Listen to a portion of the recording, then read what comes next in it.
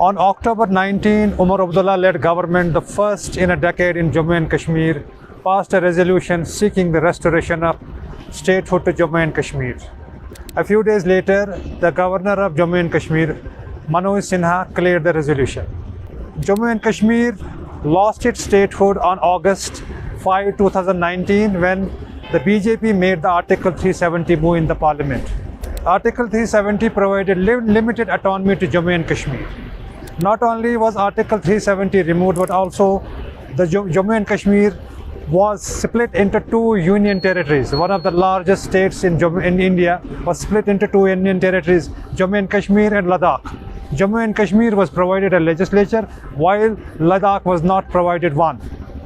Ever since, there has been a demand that the state should be restored to Jammu and Kashmir. Home Minister Amit Shah on the floor of the parliament linked the restoration of statehood to Jammu and Kashmir to delimitation and holding of elections in the union territory.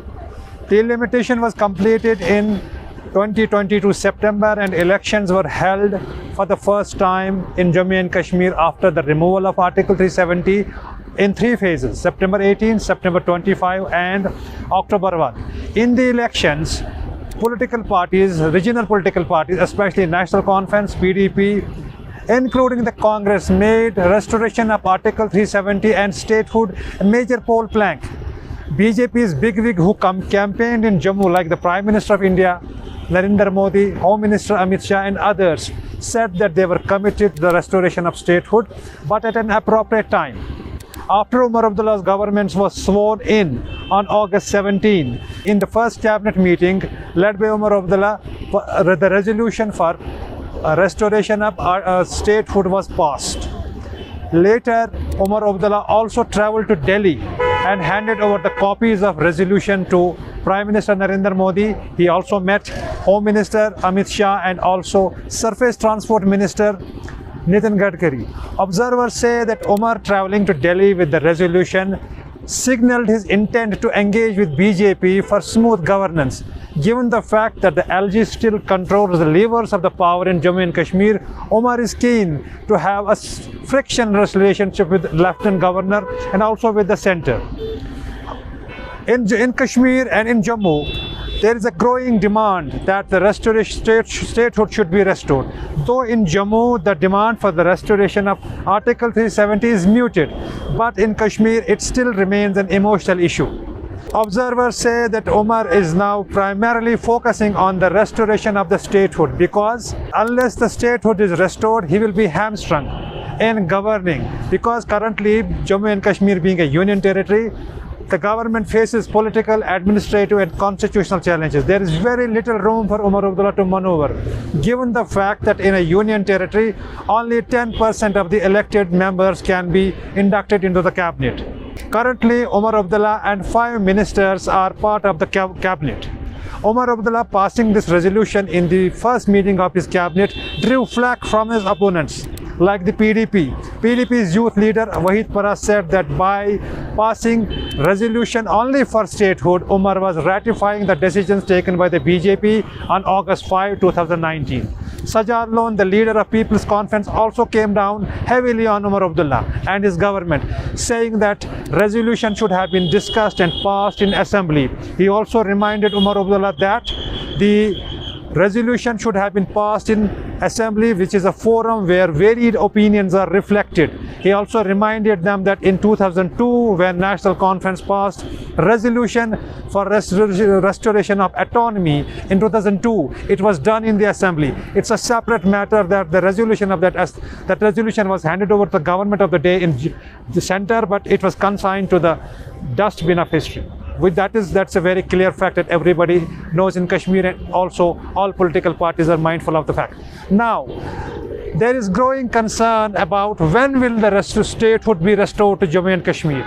Given the spate of attacks that has happened in Jammu and Kashmir post swearing-in ceremony of the government, there is a feeling within the political and security establishment, though the center is committed to the restoration of statehood, but it may get delayed in view of the attacks. we saw that there have been at least 3-4 major attacks in Kashmir. One on construction workers of a company in Gandarbal who were engaged in building a tunnel, Zadmohra, a very important tunnel that has been built to improve connectivity between Ladakh and Kashmir.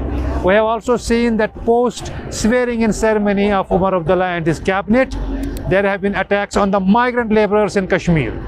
All these things are creating an impression that the possibility of early restoration of statehood could be in jeopardy. We also know that the BJP leaders like its state president Ravinder Raina and General Secretary Ashok Kumar have made statements that unless security is restored to its fullest in Jammu and Kashmir, and attacks like the one we saw on Zadmohra on the workers in construction workers, especially those from outside, cease to exist, the possibility of restoring the statehood is not there. Now, unless and until the restoration of statehood takes place, Omar Abdullah's government will have little elbow room to govern, because he will not be able to entertain all his legislators and also the Congress who are part of the government. Now it remains to be seen what will be the center's answer to these resolutions. The contents of the resolutions were not made public. However, little information that filtered out revealed that Omar Abdullah and his cabinet in his resolution requested the Prime Minister that they should honor the commitment to the people of Jammu and Kashmir that the statehood would be restored at its earliest. On the other hand, some individuals from Kashmir have also moved Supreme Court seeking a hearing on the early restoration of statehood in Jammu and Kashmir. Remember, the Supreme Court in its verdict on Article 370 had urged the central government to restore statehood in Jammu and Kashmir as soon as possible. Remains to be seen what comes out of the Supreme Court and also the resolution that has been forwarded to the central government. Whether the statehood will be restored, or because of the growing attacks, the promise that the center has made that they'll come good on, the promise of restoration of statehood will get delayed. We will know as time passes, but for now there is no clarity when statehood will be restored to Jammu and Kashmir.